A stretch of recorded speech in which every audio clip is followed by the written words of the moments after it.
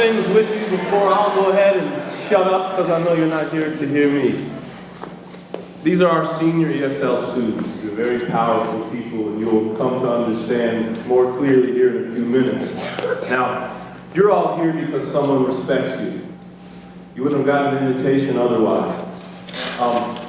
I'm sure you understand how challenging it must be for these people to share a story, especially an emotional one, uprooting their lives and moving to other countries. On top of that, doing it in another language, a language that is not their first. So I hope you'll be understanding and empathetic. Hopefully we'll have some time after we hear 4 of our stories this period for you to ask them a few questions. So feel free, of course, to write a note down if you need to. We'll collect those questions at the end and see how much time we have to field them. So before we begin, I want you to know how happy I am to have you here. I have the pleasure of learning from these young people every day. Many of you don't, so I hope you value the opportunity as much as I do.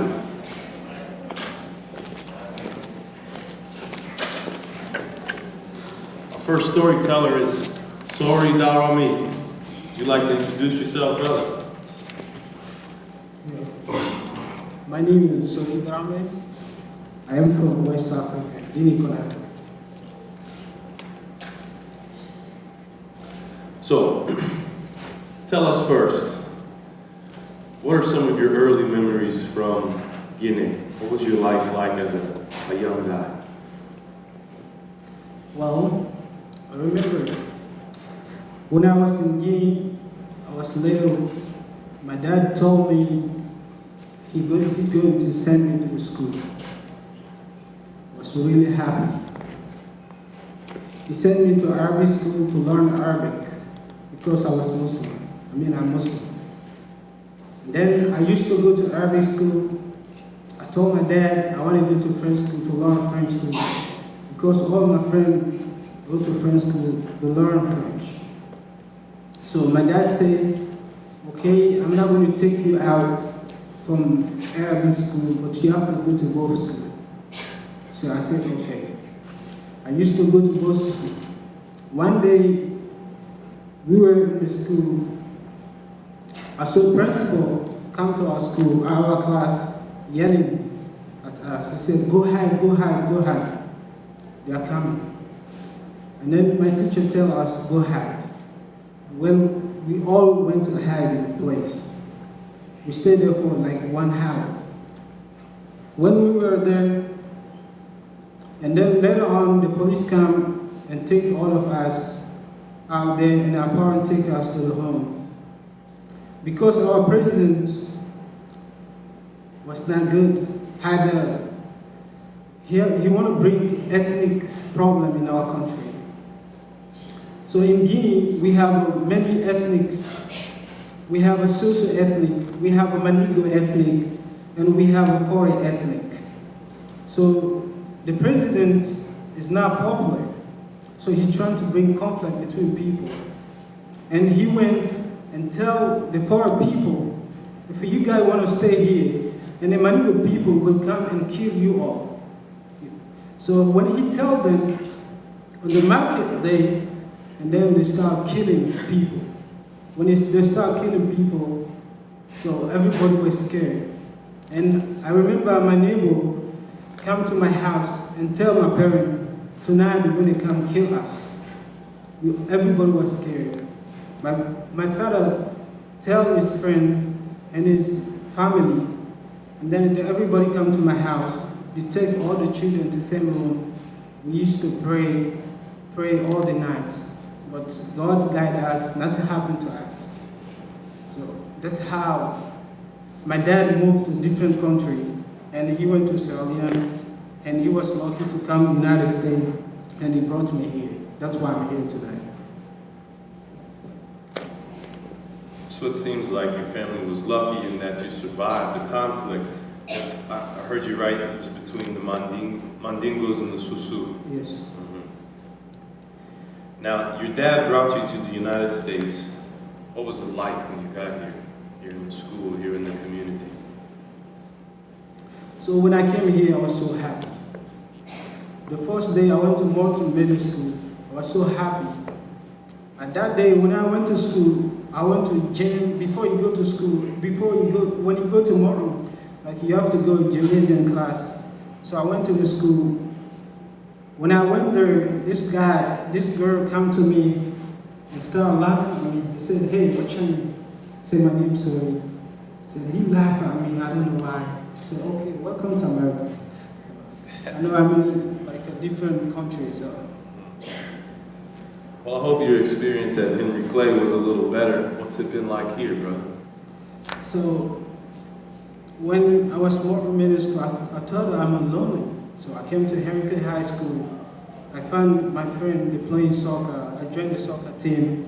So they play with me. That made me feel very happy. I found a lot of family. Now, I understand that new family. Could you explain a little bit about that here? Yes. When I came here after 2 years, my dad was sick. He decided to go back to Africa, and I found this nice family. They take care of me.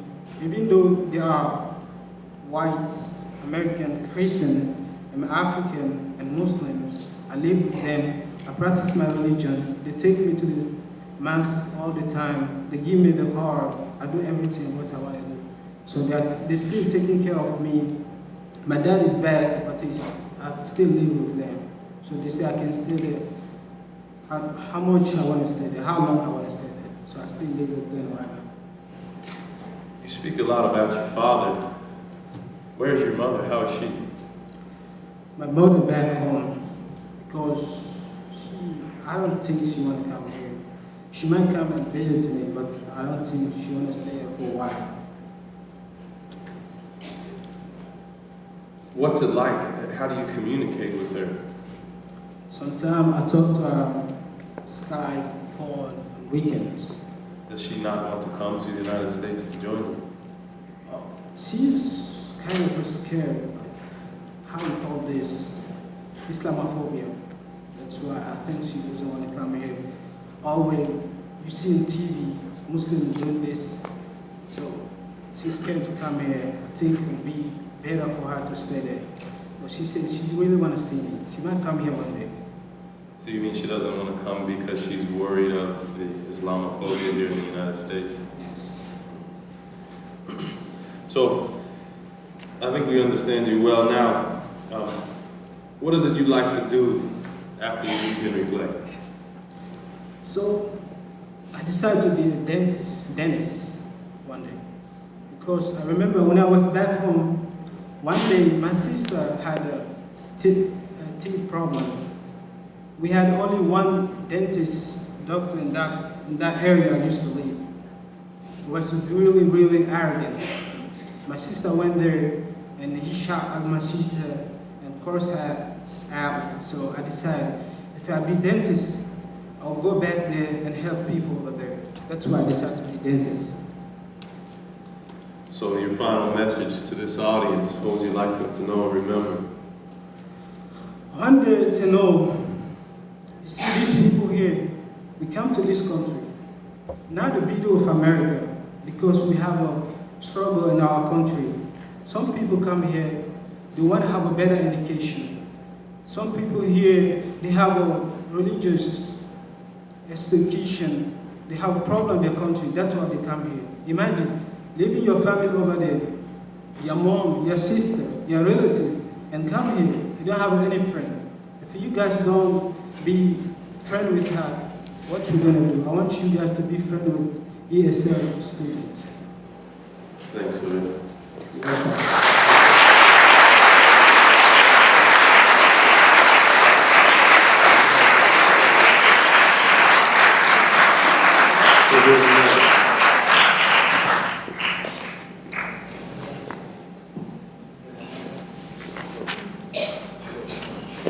Who's next up here? Nominate each other, huh?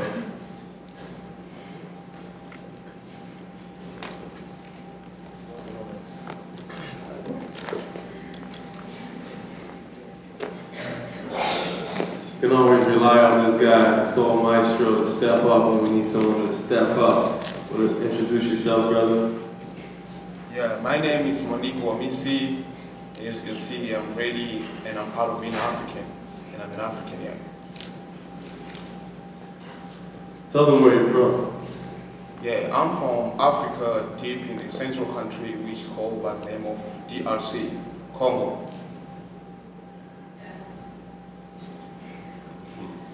Seems like other people DRC. to be from Congo too. Why did your family choose to move from Congo? Actually, first of all, I'm not asking you guys to bear with me with my English because I'm probably trying to get my English on the nice level. Okay, we decided to move here because, to depart from Congo. There were three main reasons why we left Congo. The first reason is because of forced drafting.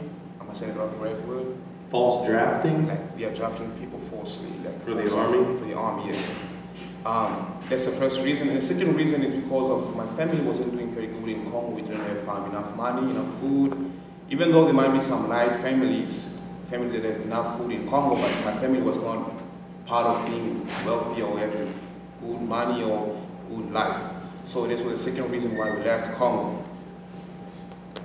And the third reason, or the last one, we left Congo because the person who used to supply us or used to help us carry on with our life was killed during the invasion of rebels coming in our homes, taking because back then in Congo, soldiers and rebels were not paid by the government, so they had to pay themselves. And by paying themselves, they were going to houses, invade the houses, and trying to pay themselves by taking our goods and stuff. So actually my uncle was unfortunately killed by the rebels. They took him to the mountains and they went to slaughter him, they killed him. He wasn't killed by gun, he was killed by knife. And they killed him, and the next day they came and they told her that my uncle was killed. And my mother had to go into the mountain to go just to look at the body. And the only thing they found, it was my uncle's head only. And that's the third reason why we left Congo. Are these the same rebels that were coming in from Rwanda? Yeah, actually these were the rebels that they were coming from Rwanda. Some soldiers, there were two different groups. Some were coming from the civil war that was happening in Rwanda between Hutus and Tutsis. So those rebels, I can say the soldiers of Rwanda, will come to Congo and try to take our stuff. And there were other rebels in Congo which were trying to protect us from the Rwandans. And they were also trying to take advantage, taking our stuff also, although the Congolese. Yeah. So from the Congo, where did you go next? Would you like to tell us about the trip? Yeah, from the Congo, we sailed from Congo to Tanzania, and the trip to Tanzania wasn't a very good trip because we didn't have good developed ships to travel, like a good boat. We have to hire people or to pay people, fishermen, to try to sail us from Congo to Tanzania. And we had to spend 4 days in our journey from Congo in the lake called Tanganyika. And life in that lake wasn't very good, but the moment, I still remember the good moments and the bad moments. I still remember the way because my mother at the time was pregnant, and it wasn't a very good thing for my mother, and she was vomiting all the time. And it's a small boat, it's a fishing boat, it's not a very good boat to travel with. And the good times, I still remember that time because the people who transported us were people, because we didn't have a machine, what you call the motor boat, we didn't have that. They had to paddle, yeah, thanks. They had to paddle in order for us to get over the lake. So it was a trip. So I understand you arrived in Malawi and then you went to South Africa. Would you like to tell us about the journey or just tell us what South Africa was like?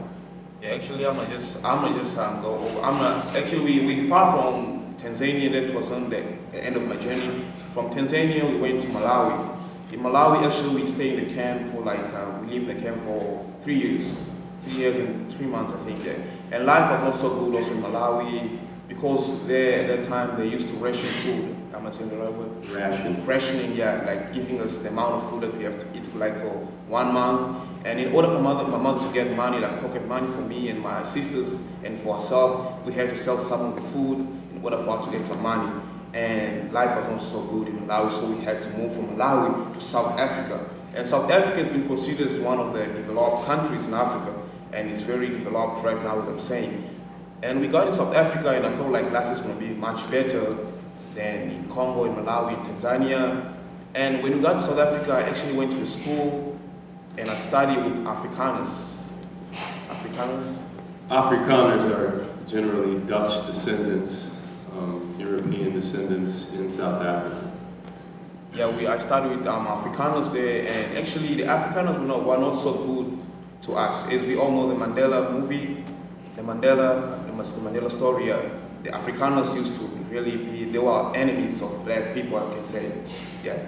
And we were not very good friends, and suddenly the black people in South Africa started to developing a type of hatred which was called the xenophobia hatred. They forced refugees to move out of South Africa because they believed that refugees were taking their wives, their jobs, they're taking their houses and all kind of resources. So they actually developed this hatred called xenophobia, and that was the reason why, that was a thing that forced me to leave South Africa. And I can tell a short story what happened during the xenophobic attack. Actually, the first day I experienced xenophobia was the day that I came back from school, and when I walked in my community, it wasn't a very developed community. When I walked in the community, we used to ride we used to walk. We used to walk from school to the station where we get picked up and dropped off at home by the police. There were these cars, they are like school buses. Got to the police station, they told me that there are no refugees in the community anymore. They were all chased out. I was asking myself what's happening. And because I always tell myself that I'm a leader every time, and I just walked into the community and I saw really all these shops. There were Somalians, Arabic people, like a lot of refugees. Their shops were like burned, they were all burning. And the worst thing that I saw in my life, and I'll never forget it, is when I saw a man who was burned alive.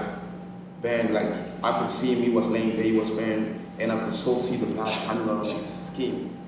And he was so dark, burned, and that's what chased me out of the community. And I went back to the police station. When I got to the police station, I saw my mother was there and my family and all refugees, all type of refugees, Somalians, Burundians, Congolese, they were all sitting there, some of them crying. And I went inside and see the police station. And we slept there for 2 days, and each and every time they come to give us food, sometimes mother will refuse to get the food, and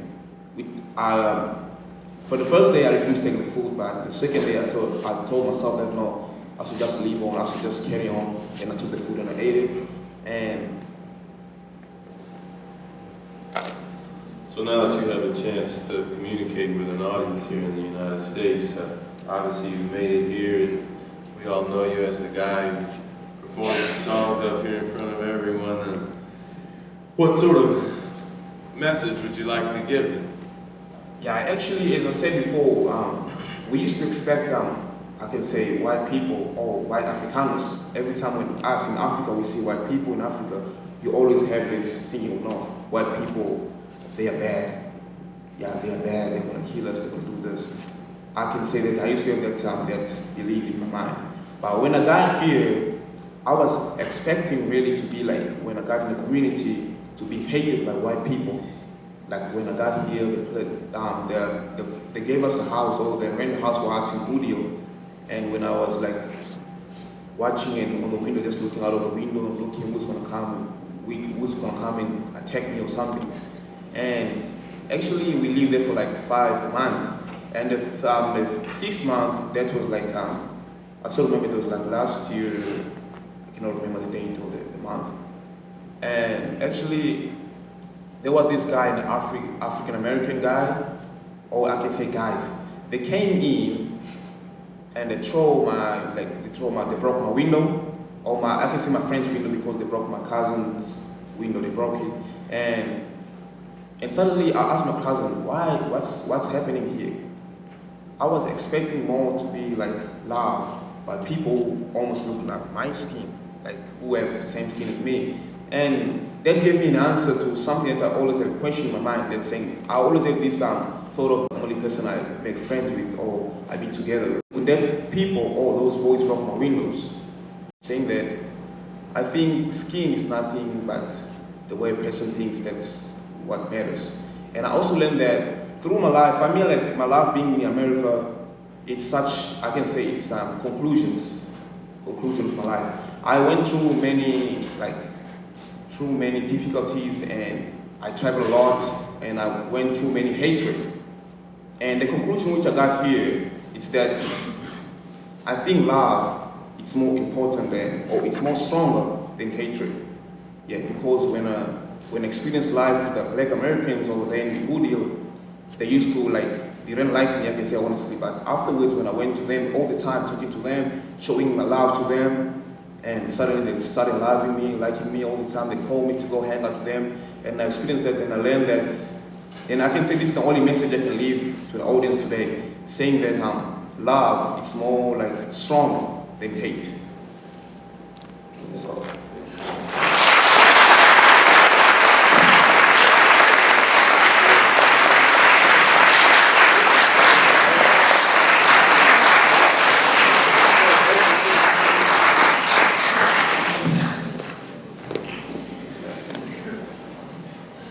Next guy, there's a Jalali. Will you introduce yourself to them, brother? This is Reza Jalali. I'm from Iran. And that's it. So, we'd like to know first what your life was like.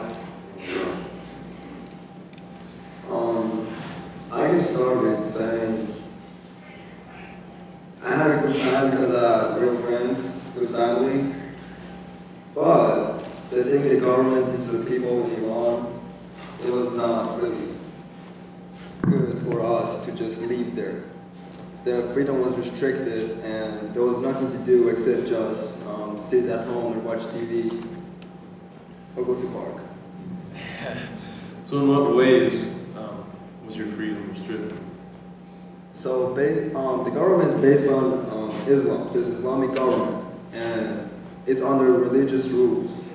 So there is rules under Quran saying you have to wear hijab, you have to do that, and do that. And if you do that, you're gonna get punished. And most of the punishments are to life prison or execution. So it's pretty hard punishment. So, what was school like? You say the government liked to control things. Maybe we could contrast to our school environment here. What was the school like? Okay, in Iran, the schools, there's no calculator to use. Pretty simple. No computer, no internet, and they don't teach you the right things. You go to your class, social studies, your teacher give you evidence, this is a movie from YouTube, there's a movie for that, go watch the reality. In Iran, it's not like that. There's nothing about the Holocaust. There's nothing about World War II. There's nothing about 3 years ago, 3 years ago from Iran. Because it was a kingdom, there was a revolution, it was the Islamic revolution, so they don't want people to know about that. Young people like us. So they'll be like, yeah, this is the stuff that you have to know from now. And you don't need to worry about it before. Don't ask about Holocaust, you're gonna get in trouble. Don't ask about World War II. Don't ask about how it happens, how Islamic revolution happens, and why it happened. So they don't actually teach you the right thing. So that's pretty much how they want you to learn. And they don't have counselors. They don't just sit down and talk to you nicely. Yeah, you have to do this, you have to do. No, it's not like that. If you don't do your homework, okay, first time they might slap you or kick you out of class. The second time they might gonna get a boot and just hate you so bad. The third time they're gonna kick you out of school and you will lose your education for the rest of your life. You will never go back to school. Nobody gonna accept you. You also told me before about a story with your cousin. Explain that. Oh yeah. So in Iran, you cannot have girlfriend. Yeah, like you can have girlfriend, but if somebody noticed that, like a government or police noticed that you have a girlfriend and you're taking her out the street and you're trying to hug her or just grab her hand and go eat ice cream, go like watch a movie, it's not like that. Even your family members, like cousins, if you have a female cousin and you go out and the police saw you, like, who is that girl with you? That's my cousin, but I don't believe you. Let's come with me, we're going to the police station, we're gonna have a talk. Like that. And so, one time I went out with my cousin, I was like about 14 years old. So we were on the way to the park. We were actually sneaking out like, oh, watch out for the police, so I don't want them to see us, okay? And this police car showed up, it was undercover. So most of the religious police is undercover, they don't come with those cars that have sign on them. Next thing you know, roll the window down. Excuse me, who's that with you? Oh, sir, oh my gosh, she's my cousin. I will call my dad for you here. He can prove it for you. No, get into the car. I was like, please, no. 5 people came out, put us in the car, we went to the jail, they beat us up so bad. And then he asked me, okay, give me your father's number. I gave it to him, my father came like, yeah, she is his cousin. So we relaxed, so I didn't know that, all that, so we released. That's simple. They actually talk like this first, then they sit down, talk verbally. That's how it is done. So, I understand that you were also there for some of the events surrounding the Green Revolution. Can you tell us some of those stories, some of the things you saw? Yeah, it was 2009, presidential election in Iran, and everybody pretty sure that Mahmoud Ahmadinejad is not going to be a president for a second round. Everybody was pretty sure. And it was 2 o'clock, the news went on, and they were trying to say the result of the vote. And President Mahmoud Ahmadinejad got 95% of the votes, and 10 other candidates, 5, 6, 2, which is unbelievable. Like, it won't happen like that. So 2 o'clock, whole country was in silence, in shock, like, what's going on? That's not happening. Like, I don't believe that. It was around 12 o'clock at night, midnight, and I hear some screaming, shouting, people breaking glasses and all that. I went to the balcony, I hear police, alarm, firefighters, and from the balcony I was like, wow, look at all these people breaking glasses, breaking cars, and yelling, we want our vote back, that's not true, government cheated and all that. In 1 hour, National Guard shut down big cities, capital, and most big cities. And I was in Isfahan, and that's the 3rd biggest city in Iran. And we were living at the middle of the city where it happened. All over the country, it happened at 12 o'clock, but I was in the middle of the city, the most dangerous part of the city. And so I was watching down, the balcony guard came in, just sitting down, I was like, oh my God, look what's going on. I was like, yeah, I see that. And we actually walked 2 blocks away from my house, so things was getting serious. Cops were pulling up, people were just screaming, all that. Suddenly, there was a big group of police attacked through the people. No warning, just attacked through the people, throwing gas and beating up people with baton. Am I saying it right? And those baton was someone with electric baton. So when they hit you, you're on the ground for like maybe 10, 20, like 15 minutes.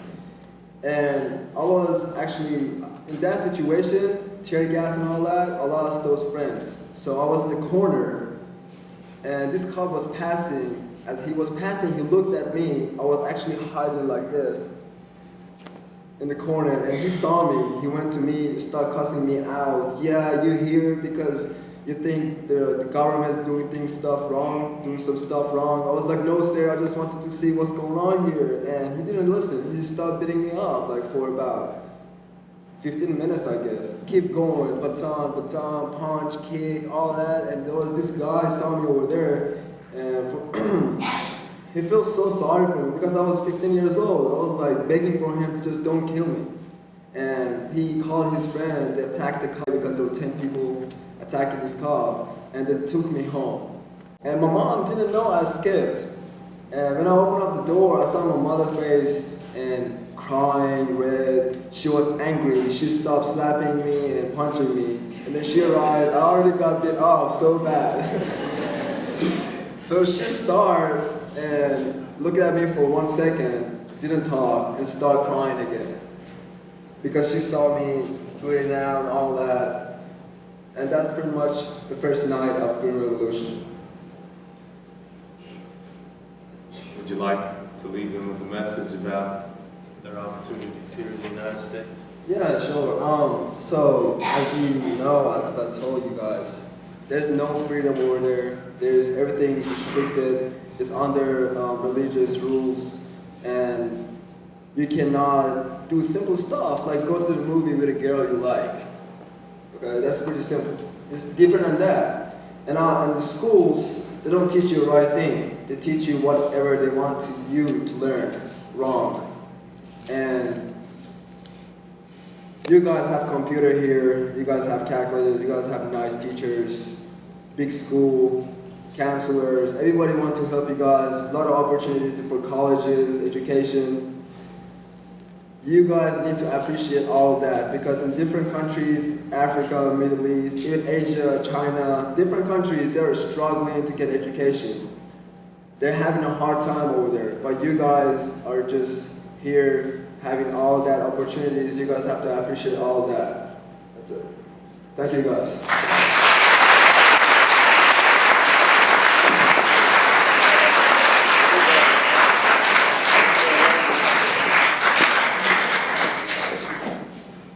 See you, Reza. Everyone, this is Jennifer Manzanares. I'll let her introduce herself. My name is Jennifer, and I'm from Honduras. Tell us what it was like in Honduras. When I was little, I used to live with my mom. My aunt, my mom's sister. I lived with her for 7 years, and I never met my mom. And it was really hard at that time because me, my brothers, and my sister, we didn't have the support from my father, and my mom had to carry us. So my mom, she decided to. She came to the United States. Is that why you were with your aunt? Yeah, she at that time she planned to come here because it was really hard over there, and she wanted for me and my brothers to have a better future, and she came here and then she started working in restaurants. Then she was planning to get my sister here, but there was one problem, so she won't come here. So instead of my sister, my brother came, and then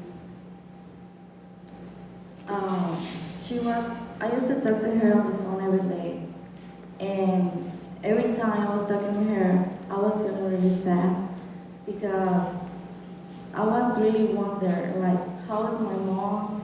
How she looked like. I used to see her in the pictures, but when there was one time that I used to be sad and I really need her. And she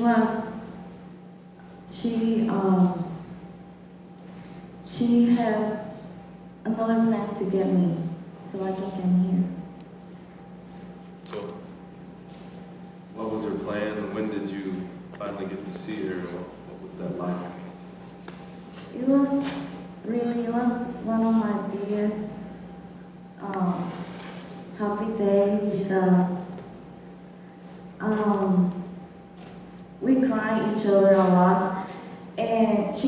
Mary, my stepfather told me that he never seen her really happy before, like he did it that day.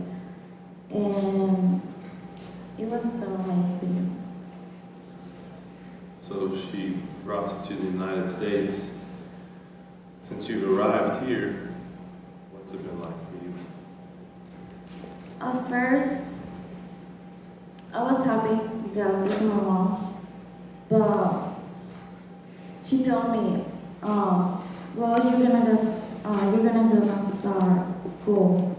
So I started middle school, maybe for 2 months. So my first day of middle school I wasn't feeling really good because I didn't know how to speak English and I tried really hard. And the teacher took me to the cafeteria and there was a lot of kids sitting on the table. And I remember she was asking them if I can sit with them. They were saying no. So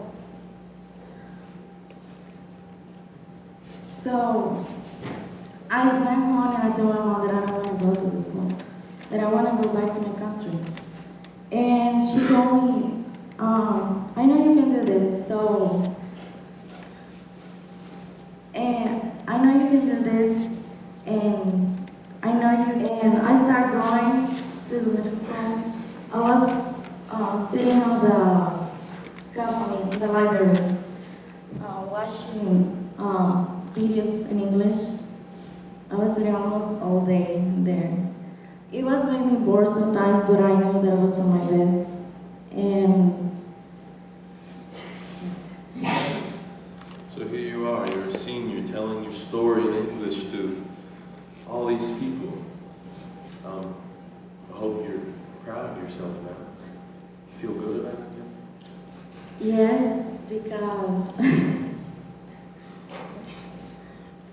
if you can tell, I'm a really shy person, and sometimes I get confused with myself, but I really try my best.